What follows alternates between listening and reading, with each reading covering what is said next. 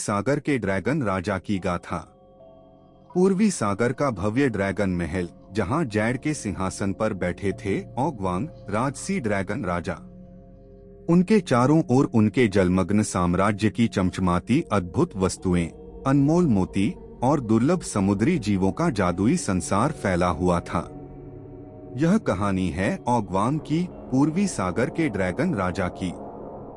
उनके साम्राज्य की शक्ति, उनके संघर्ष और उनके रहस्यमय जल महल के रहस्यों की।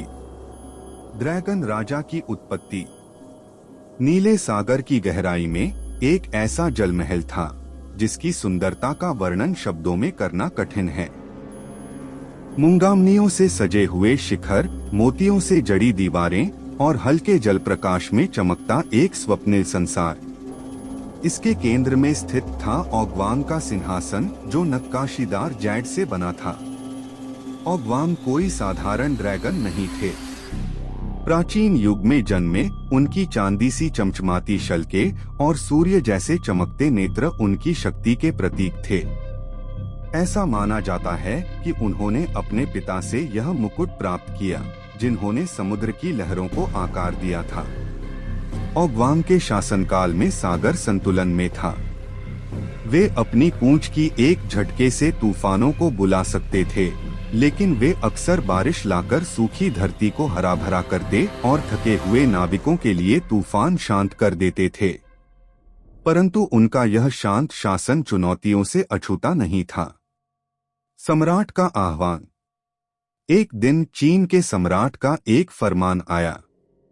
देश में भयंकर सूखा पड़ा हुआ था, फसलें सूख रही थीं और लोग जल के लिए तरस रहे थे। सम्राट ने ओगवांग को बारिश भेजने के लिए पुकारा। ऐसा कहा जाता है कि समुद्रों के ड्रैगन प्राचीन स्वर्गीय अनुबंध के तहत मानवता की मदद करने के लिए बाध्य थे। ओगवांग पहले अनिच्छुक थे। मनुष्यों ने पवित्र वनों को काटा और उन नदियों को प्रदूषित किया था जो उनके सागर में आकर मिलती थीं। लेकिन संतुलन के संरक्षक होने के नाते उन्होंने अपनी जिम्मेदारी निभाने का निर्णय लिया। अपने दरबारियों, बोलने वाले सुनहरे मछलियों और समुद्र जितने पुराने कछुओं को बुलाकर उन्होंने बारिश के बादलों को पृथ्वी की प्यास बुझाने का आदेश दिया। हफ्तों तक बारिश हुई और धरती फिर से जीवंत हो गई। लेकिन मनुष्य आभारी होने के बजाय और अधिक मांगने लगे। उन्होंने ड्रैगन राजा को देर से मदद करने के लिए तिरस्कृत किया और उनकी शक्ति का उपहास किया। क्रोधित होकर ओगवांग अपने महल लौट गए और शपथ ली कि वे अब कभी भी मानवों के मामलों में हस्तक्षेप नहीं करेंगे। चांगलिंग की कथा। चांगलिंग नाम का एक युवा लड़का, जो समुद्र के रहस्यों से मोहित था, अपने पिता के साथ मछली पकड़ते समय भयंकर तूफान में फंस गया। जब उनकी नाव पलटी तो चांगलिंग को लगा कि उसकी जिंदगी खत्म हो गई। लेकिन जब वह जागा तो उसने खुद को एक चमकते हुए जल महल में पाया। ओगवांग ने उससे पूछा, एक मानव मेरे क्षेत्र में क्यों आया है? डरते हुए लेकिन साहस के साथ चांगलिंग ने समुद्र के प्रति अपनी श्रद्धा और उत्सुकता प्रकट की। उसकी सच्चाई से प्रभावित होकर ओगवांग ने उसे अपने शरीर का एक चमकता शल्क उपहार में दिया और कहा, यह तुम्हारी रक्षा करेगा। लेकिन याद रखना, समुद्र का सम्मान करना, वरना उसका क्रोध भयानक होगा। ज्वार का मोती। जल्द ही एक पड़ोसी साम्राज्य ने चीन के समुद्रों पर नियंत्रण पाने के लिए जादूगरों को भेजा। उन्होंने समुद्र का पानी खींचने के लिए एक शक्तिशाली जादुई वस्तु बनाई, ज्वार का मोती। इस शक्ति से उन्होंने ओगवांग को उनके ही महल में कैद कर दिया। चांगलिंग ड्रैगन राजा की मुसीबत सुनकर उस प्राचीन मंदिर तक पहुंचा जहां यह मोती रखा था। कई कठिनाइयों का सामना करते हुए उसने मोती को पाया।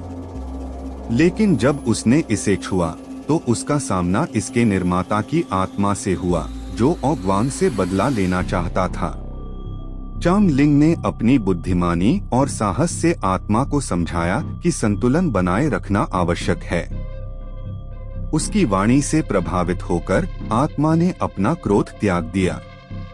संतुलन की पुनःस्थापना।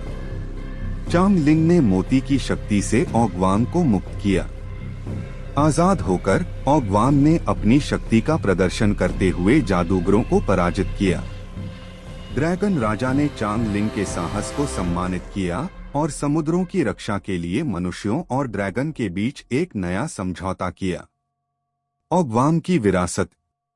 कई वर्षों बाद लोगों ने समुद्र में चमकती एक रोशनी देखी जो नाविकों का मार्गदर्शन करती थी। किसानों की प्रार्थना पर बारिश होती और महान संकट के समय कुछ ने ओगवान की झलक देखी। इस प्रकार पूर्वी सागर एक रहस्य और चमत्कार का स्थान बना रहा, ओगवान के रूप में एक ऐसे शासक द्वारा शासित जिसकी विरासत समुद्र जितनी असीम थी।